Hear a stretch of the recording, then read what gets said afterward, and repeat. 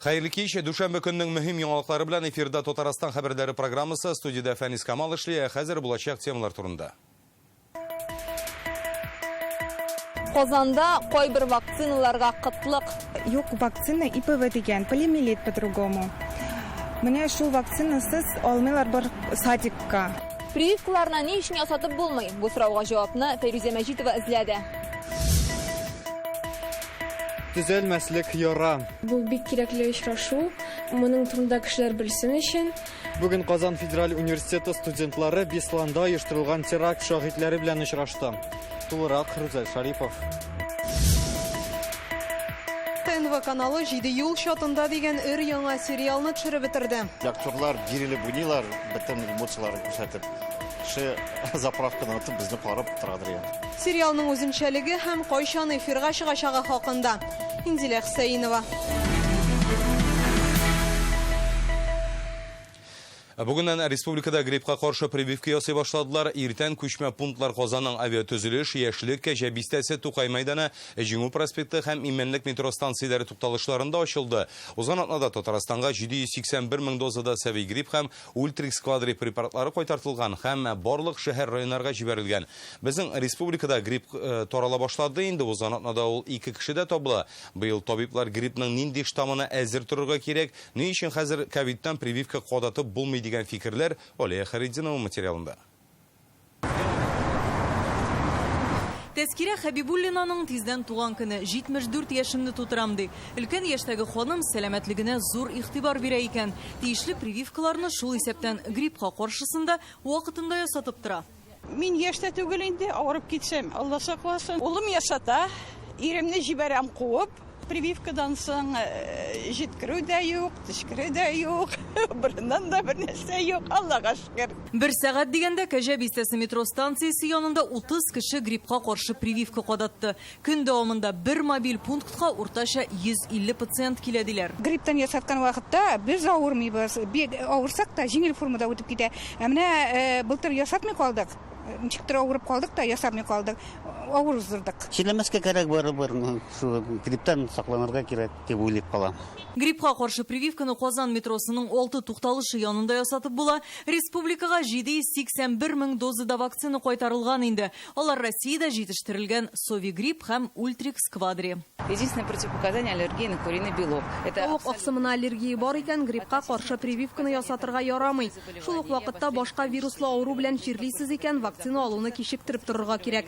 Элек ковид котырса, хәзер грипп баш калкыта. Шуңа алдан прививка кадатып кую зарур. Ул иммунитетны көчәйтә. Лучше сделать прививку, не болеть. Гриппка каршы прививка ясату мобиль пунктлары көн сайын иртәнге 8-дән кичке 7-гә кадәр эшләячәк. Төшке ашка бүленеп алалар, анысы сәгать 1-дән 2-гә кадәр. Иң мөһиме үзең белән шәхесне раслаучы документ алырга кирәк. Быел экватордан төньякта урнашкан илләрдә, шул исәптән Россиядә гриппның А һәм Б төре көтелә. А грибының иң куркыныч штаммы дуңгызныкы һәм гонконгныкы булса, Б грибының Виктория дип аталганы ди табиблар. Алар безгә килеп җитәргә мөмкин дип фаразлыйлар. Для гриппа Б характерно. Гриппның Б төре эпидемиологик вазгыять бераз тыңгаш килеп чыга. Аны җиңелрәк кичерүчеләр дә бар. Бу әлбәттә сау сәламәт кешеләр. Б гриппы белән авырган өлкән яшьтәгеләрнең балаларының үпкә йолкынсынуы еш теркәлә. Но опять-таки это для обычных здоровых людей. Гриппка каршы прививканы ясатыр өчен сырхауханәгә мөрәҗәгать итәргә кирәк. Ә менә ковидка килгәндә шир бераз артка чигенгән ди белгечләр. Массовая вакцинация. Ковидка каршы масса күләм прививка ясату туктатылды, чөнки эпидемиологик вазгыять рәтләнде. Ләкин тоҗлы вирус шире юкка чыкты дип әйтеп булмый, ул авыру гел теркәлеп тора. Әмма дәүләт тарафыннан бушлай прививка ясату программасы гамәлдә түгел. Вакцина алырга теләүчеләргә аның өчен түләргә туры киләчәк. Возможно, только в платных вакцинальных центрах. Татарстанда гриппка каршы прививканы 2,5 миллион кешегә ясарга ниятлиләр. Бу республика халкының 60% тәшкил итә. Шул рәвешле күмәк иммунитет барлыкка килергә тиеш. Алия Хайрединова, Рәмзил Гарипов, Яңа Гасыр каналы. Башка яңалыкларга күчик. Рөстәм Миннеханов бүген Таҗикистан президенты Имамали Рахмон белән Душанбе шәһәрендә очрашып, сәүдә-икътисади һәм гуманитар юнәлештәге хезмәттәшлекне ныгыту турында сөйләште. Былтыр ике республика арасындагы товар әйләнеше 30 миллион доллардан артып киткән, машина төзелеше, авыл хуҗалыгы, сәламәтлек саклау өстенлекле юнәлешләр булып тора. Татарстан рәисе әйткәнчә, безнең өчен Таҗикистан базарында әйдәп баручы компанияләр булу отышлы. Шулар аша Россия Таҗикистанның икътисади элемтәләре ныгый иде. Рөстәм Миннеханов татарларга теләктәшлек күрсәткәне өчен Имамали Рахмонга рәхмәтен белдерде. Бу илдә 12 мең ярымнан артык милләттәшебез яши. Аның президенты билгеләп үткәнчә, ике арадагы мондый багланышлар Россия белән Таҗикистан арасындагы стратегик хезмәттәшлекнең нигезе булып тора. Бу атнада Казанда беренче мәртәбә Ростки форумы узачак. Анда 20 илдән Россиянең 55 төбәгеннән 4 меңгә якын кеше катнашырга теләк белдергән. Россия-Кытай бизнес форумы Казан экспода үтәчәк. Сингапур, Төркия, Һиндстан, Камерун, Марокко, Иран, Белоруссия һәм башка илләрдән делегацияләр килергә тиеш. Кытайдан 500гә якын кунак көтелә. Эшмәкәрләр, сәнәгать белгечләре, төрле шәһәр һәм провинция вәкилләре. Форумның максаты илләр арасындагы элемтәләрне ныгыту, чараның Ростки дигән атамасында Рос Россия, Т хәрефе Татарстанны, Ки Кытайны аңлата. 2 көн дәвамында туризм, машина төзелеше, нефть химиясе, инвестиция, IT юнәлеш һәм башка темаларга багышланган 50 сессия узачак. Үзебездә җитештерелгән товарларны чит илгә чыгару турында сөйләшәчәкләр. Кытай һәм Россия партияләре вәкилләре дә очрашырга тиеш. Форумда Кытайда җитештерелгән 30 төрдәге автомобильне дә сынап карарга җыйналар. Узган ел Татарстан белән Кытай арасында товар әйләнеше 58%-ка артып, 1,6 миллиард долларга җиткән. Международный форум Ростки. Бу форум стратегик яктан бик әһәмиятле. Без Кытайдан килгән хезмәттәшләребезгә үзебездә җитештерелгән продукцияне күрсәтәчәкбез. Әлеге чара халыкара базарда зур мөмкинлекләр ача. Иң мөһиме, киләчәктә уртак хезмәттәшлекне ныгыту өчен килешүләр төзергә омтылырга кирәк. Вакцина темасына кабат әйләнеп кайтабыз. Балага полиомиелиттан прививка ясатып булмый, чөнки ул юк, онсыз балалар бакчасына кабул итмиләр. Казанда яшәүче кайбер әтәниләр безгә шулай дип сөйләде.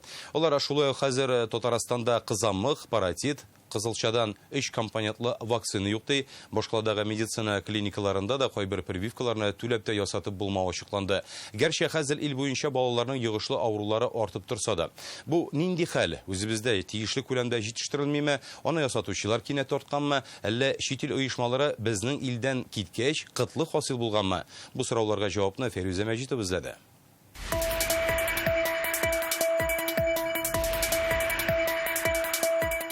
Проблема прививка булмаганга. Бер кая юк вакцина ИПВ дигән, полиомиелит по-другому.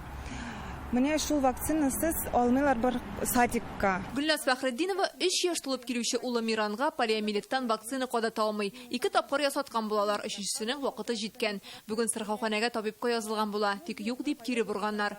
Түләүле клиникаларда да таба алмаган. Мин бөтен Казандагы клиникаларга шалтыраттым, бер кая юк диләр.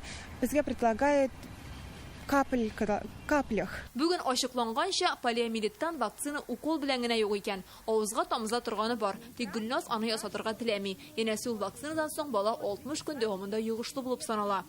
Сырхауханәдә аңа Пентаксим тәкъдим итеп караганнар. Тик аны ясатырга җөрьәт итмәгән. Таксимга керә АКДС белән полиомиелит как раз, но ул безнең вакцина түгел, ул зарубежный вакцина. Мен аны ясатасым килми. Аның последствиялары булырга мөмкин.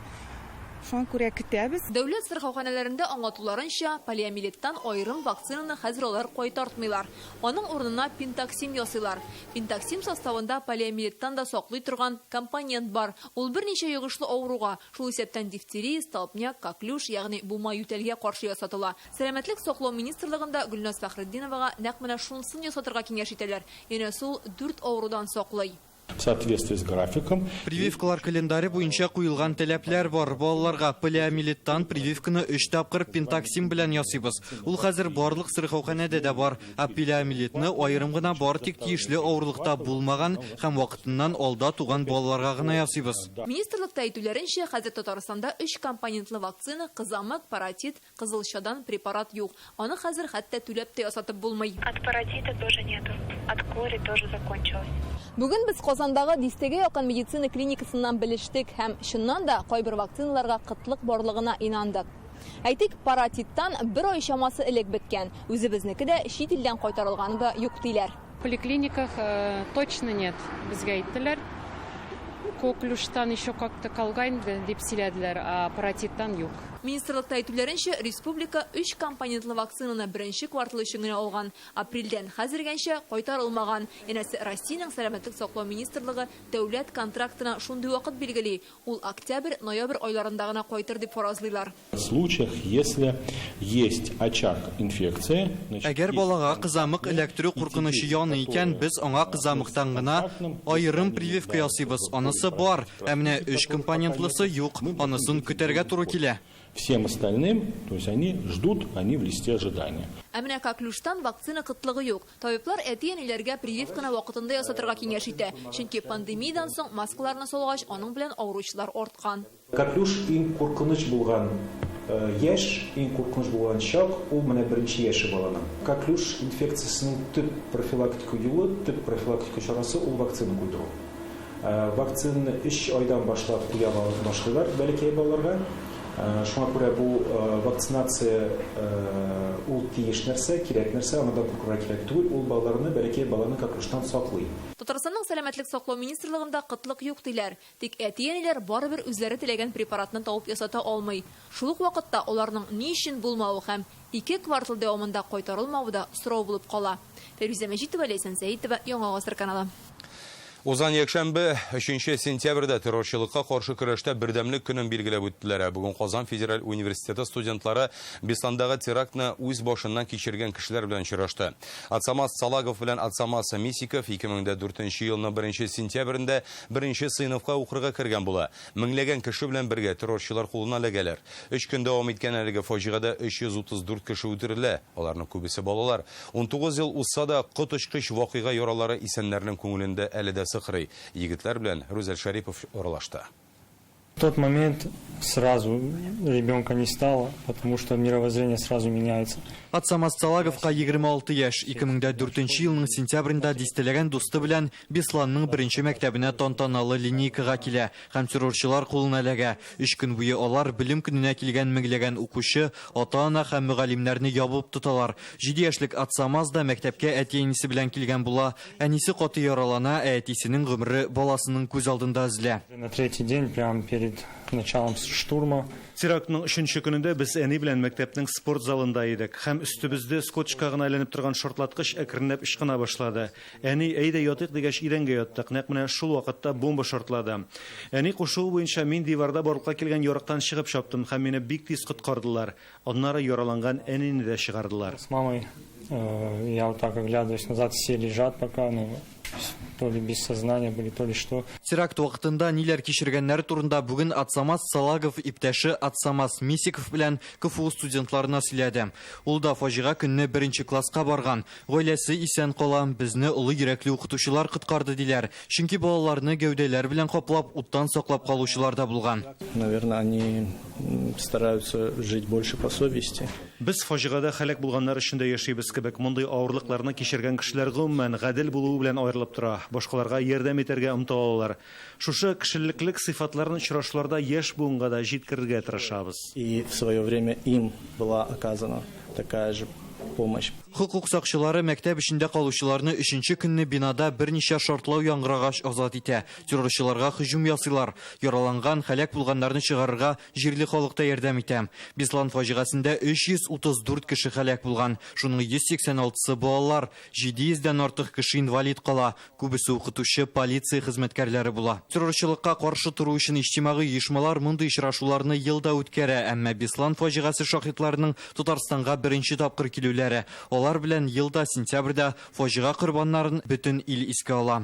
Рүзәл Шарипов, Ләйсән Сәитова, Яңа Гасыр каналы.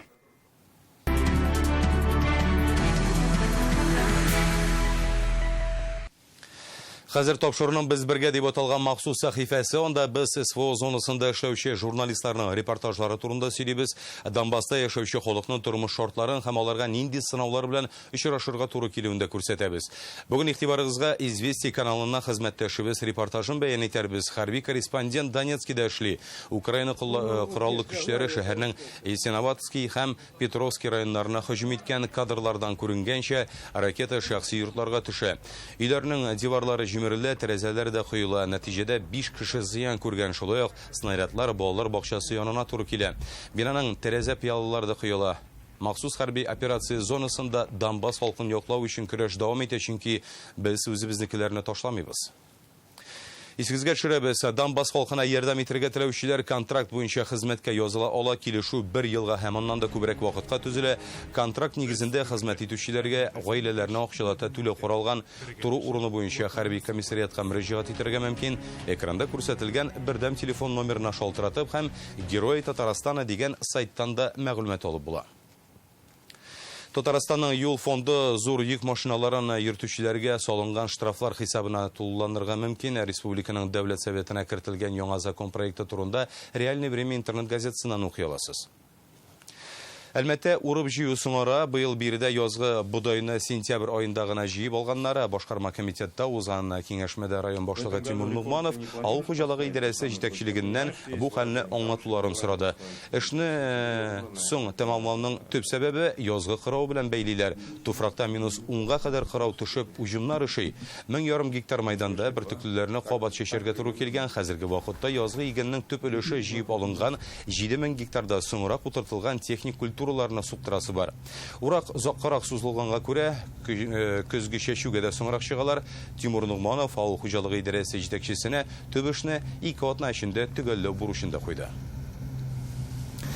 Казанда Татар кызы 2023 халыкара конкурсының финалына әзерлек башланды. Анда Татарстан, Россиянең төрле төбәкләре, шулай Германия, Төркия, Кыргызстан, Үзбәкстаннан 13 кыз катнаша. Бүген әлегә гүзәл затлар бөтен дөнья татар конгрессында очрашты.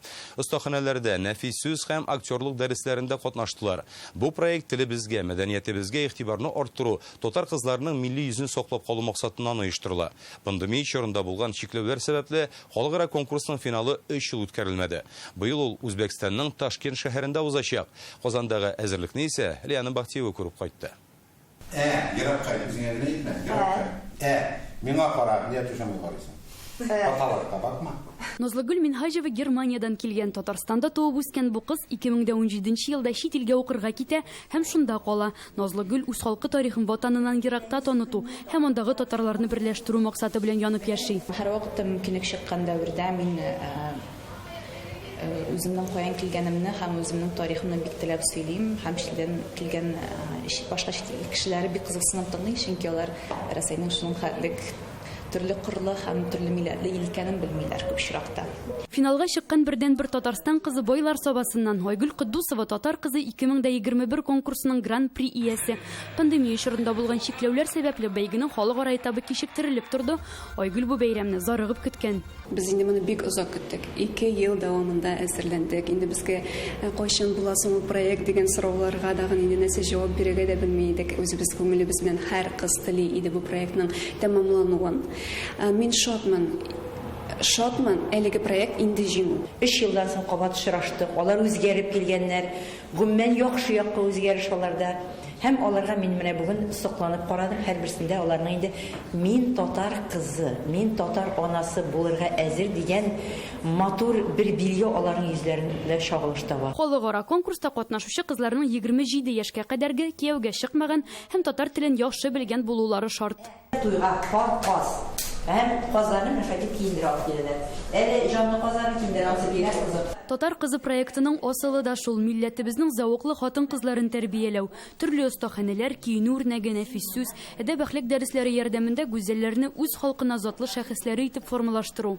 Алар аркылы татарның исемен яңгырату, халыкара дәрәҗәгә күрсәтү һәм татар кызлары милләт өчен бүгенге көндә бөек менә 19-нчы гасыр ахырлары, 20-нчы гасыр башларындагы бөек мәгърифәтче хатын-кызларыбызның дәвамчылары икәнлеген аңлату, дәлилләү. Пандемия чорында булган чикләүләр сәбәпле халыкара конкурсның финалы 3 еллык тәнәфестән соң үткәрелә. Ул 16 һәм 17 сентябрьдә Ташкентның Туркестан сараенда узачак. Яны Бәхтиев Алмаз Зыяддинов, Яңа гасыр каналы. Яңа ел алдыннан безнең канал тамашачыны өр-яңа премьера белән сөендерәчәк. Бүген ТМВ белән Ватан 21 гасыр кинокомпаниясының уртак проекты 7 юл чатында сериалының соңгы эпизодын төшерделәр. 3 ай дәвамында эш гөрләгән ягулык салу станциясендә режиссер проектның тәмамлануын игълан итте. Актерлар ахыргы сериядә төштеләр. Проектка Марат Әхмәтов рәислегендәге туган телләрне саклау комиссиясе һәм Ноэль Маганов җитәкләгән Татнефть җәмгыяте теләктәшлек күрсәтә.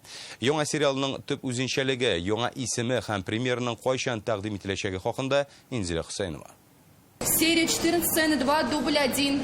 Ут көйләнгән актерлар әзер сериалның йомгаклау өлешен төшерәләр. Картина ахырына аның исеме дә аныкланып беткән. Хәзер ул юллар чатында дип түгел, 7 юл чатында дип аталачак. Беренчедән бу вакыйгаларның М7 трассасындагы ягулык станциясендә баруы, икенчедән әлеге урыннан Татарстанның теләсә кайсы районына таба барып җитеп булуы белән бәйле. Менә шуның аркасында Артекка барудан кулап каптым. Аның каравы бергәләп җай буй көтү.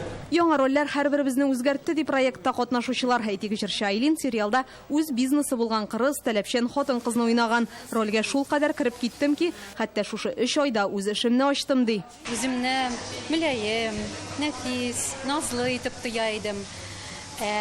Уйнаган героиням ул шундый көчле рухлы, амбициоз, уңышлы бизнесвумен. Бу роль өстендә эшләгәндә мин үземдә икенче сыйфатлар ачтым һәм әлеге көндә мин үземнең бизнесым өстендә эшлим.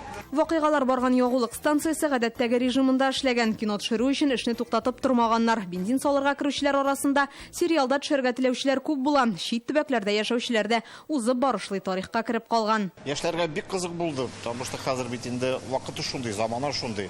Камера, оборудование, свет, ул всегда кызыктыра. Карыйсы килә, күрәсе килә. Тем более актерлар бирелеп уйныйлар, бөтен эмоцияларын күрсәтеп.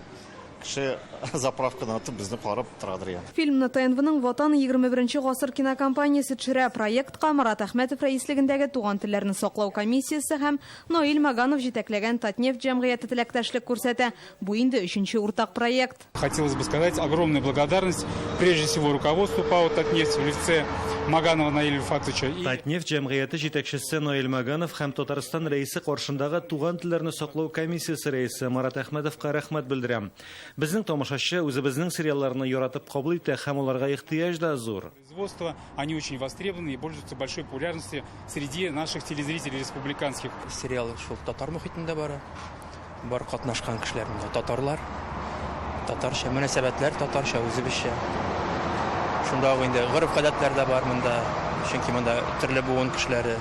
Юллар чатында сериалын июньдә төшерә башлаганнар иде. 3 ай дигәндә финиш сызыгына килеп җиттеләр. Хәзер иҗади команда яңа сценарийлар белән таныша. Безнең инде күптәнге хыял җитәкчелек белән ул сериал елга берәү генә түгел, берничә булып чыгарга тиеш һәм алар янында әле тагын тулы метрлы дип әйтик инде нәфис фильмнарда булырга тиеш дип. Моны эшләр өчен мөмкинлекләр һәм иң мөһиме менә шушы процессны оештыру, команданы туплау осталыгы бар һәм ул бик югары дәрәҗәдә. 7 ел чатында сериалы 20 сериядән торачак. Аның 18-ен монтажлап өлгергәннәр инде, премьераны исә ТНВ каналыннан декабрь аенда карап булачак. Инзилә Хөсәйнова, Рамзил Гарипов, Яңа гасыр каналы.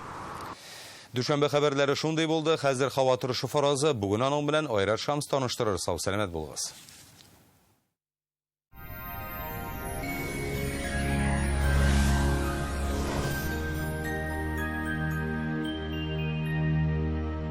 Исәнмесез? Сезнең белән мин, Айрат Шамс.